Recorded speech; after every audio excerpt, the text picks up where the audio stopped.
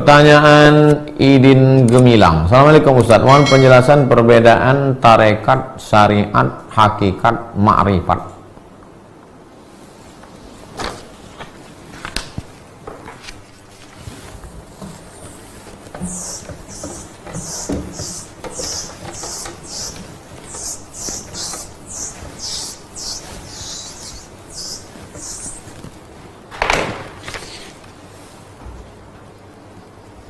Apa ini?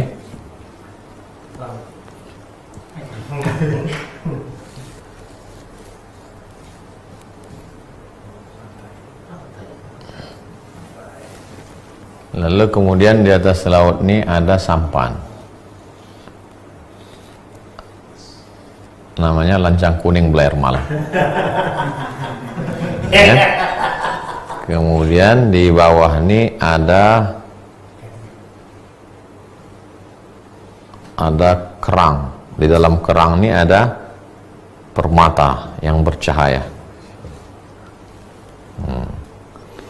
Permata di dalam kerang yang bercahaya, itulah ma'rifat. Dah. Lautannya inilah hakikat. Dah. Sampannya inilah syariat. Berenangnya itulah tarekat.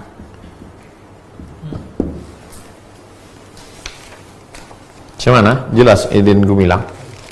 Yang mau dicari ini ma'rifat. Nurun yaqdhifullahu fi qalbi abdi. Cahaya yang dipancarkan Allah ke hati seorang hamba. Bisa sampai ke laut tanpa sampan? Tak bisa, mesti naik sampan. Sampannya itu syariat. Salat, rukun, syarat, wajib, wudu, tayamum, iftitah, belajar kok syariat. Lalu kemudian mesti berenang. Berenangnya itu cara tarekat, cara berzikir. Di mana berenang? Di dalam hakikat, lautan ini hakikat.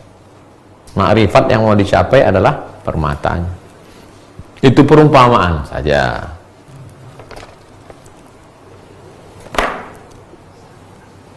Serta bagaimana cara mengenal Allah sedangkan kita belum istiqomah karena masih cinta dunia. Berproses. Jangan baru mendengar 1, 2, 3 langsung ma'rifah. Enggak. Bukan langsung. Hijrah, maqam taubat, ibadah, riyadhah, sesuai kemampuan kita. La yukallifullahu nafsan illa usaha. Justru Allah akan berikan karunia itu karena kau merasa sedih, karena kau merasa hampa, turun rahmat Allah, diberikannya. Bisa aja.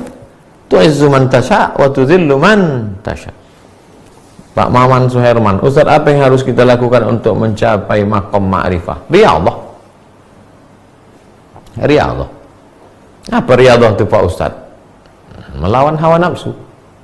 Latihan lapar, latihan banyak zikir, latihan melawan yang haram, latihan melawan. Selama puasa ini kita bukan latihan melawan yang haram, latihan melawan yang halal. Makanya kalau berhasil nih pelatihan Ramadan ini, insyaallah riyadhah Pak. Teruskan nanti habis Ramadan ini ke Syawal. Ini 10 terakhir. Bu Nur Jannah, Ustadz, bolehkah membayar fitrah di Malaysia untuk keluarga di Indonesia? Kalau Bu Nur Jannah tinggal di Malaysia, ibu bayar zakat fitrah ibu saja. Saya bayar zakat fitrah saya di Malaysia. Anak ibu yang ada di Tulungagung, yang ada di Riau, zakat fitrahnya, transfer duitnya dia bayar di kampung sini. Jangan zakat fitrah anak di sini dibayarkan di Malaysia. Malaysia itu kaya-kaya, mereka duit banyak. Dapat bonus lockdownnya aja sampai 1.000, 2.000 ringgit. Yang gaji 8.000 ke bawah dapat 2.000 ringgit. 2.000 ringgit tuh, wah, kalau belikan air akar banyak itu Bu. Tempat kita ini banyak susah Bu Nurjana. Kirimkan duit ibu tuh biar dibayarkan ke kampung. Banyak betul susah Bu Nurjana. Saya udah banyak betul jumpa. Kemarin melihat orang stroke tinggal di rumah kayu lapuk, menumpang pula tanah. Ibu-ibu janda tua ambil upah cuci, anak 3 orang menyewa pula rumah 300.000 sebulan. Oi, banyak orang susah.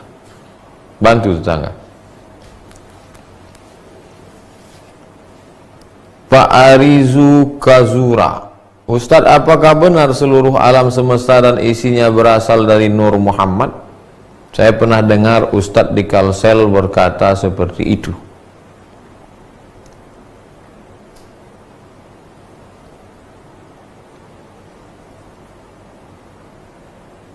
Buka, disebutkan dalam kitab Sirrul Asrar. Sirrul Asrar.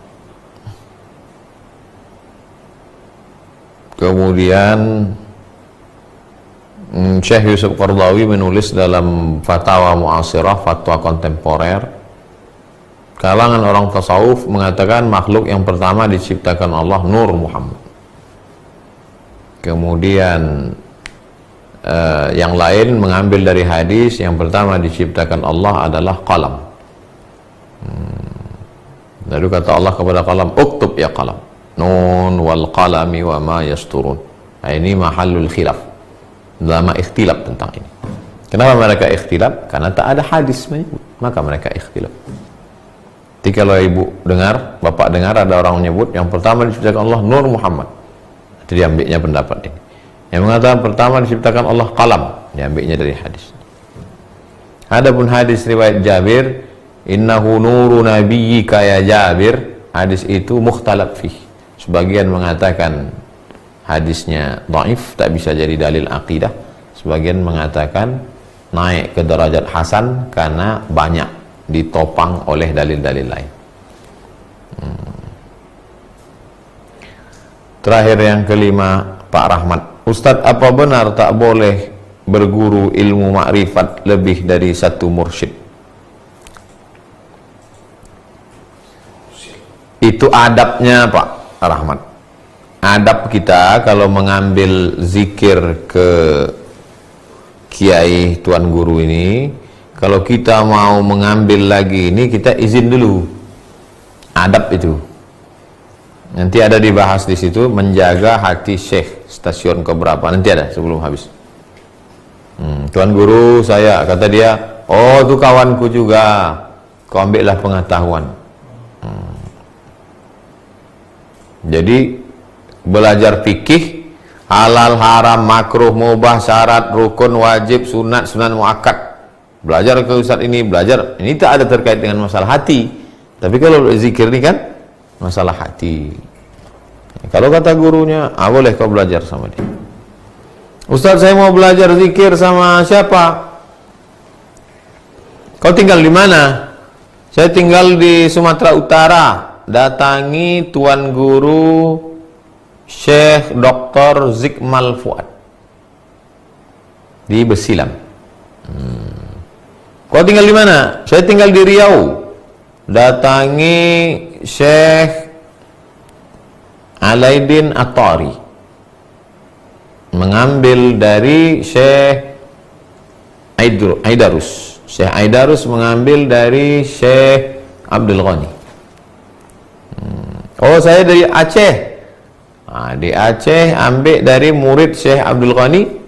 Dari Syekh Abdul Ghani Al-Kampari turun ke Syekh Muhibbuddin Wali. Syekh Muhibbuddin Wali turun ke anak-anaknya, Syekh Jamaluddin Wali, Syekh Profesor Doktor Usul Fikih pertama dari Al-Azhar, Syekh Muhibbuddin Wali, Muhammad Wali ayahnya, Muhibbuddin Wali anak.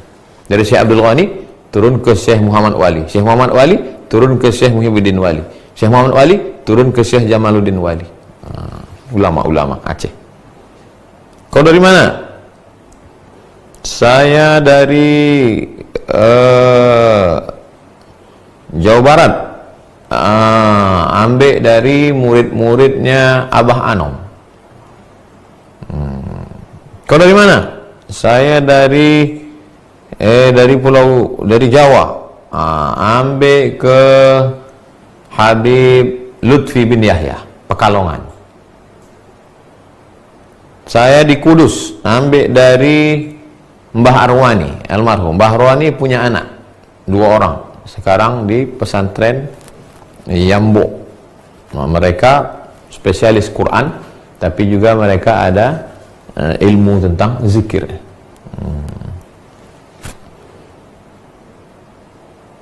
Itulah yang saya ingat. Mudah-mudahan, bukan berarti yang tak saya sebut itu mungkin saya tak kenal, mungkin saya tak pernah jumpa, mungkin saya lupa. Yang saya sebut ini yang saya ingat. Ambillah dari tuan-tuan guru ini, yang mereka alim, amanah, terpercaya. Kalau mau mengambil ke guru lain, izin sama mereka, ada adabnya, ada tata krama, ada sopan santun, menjaga hati.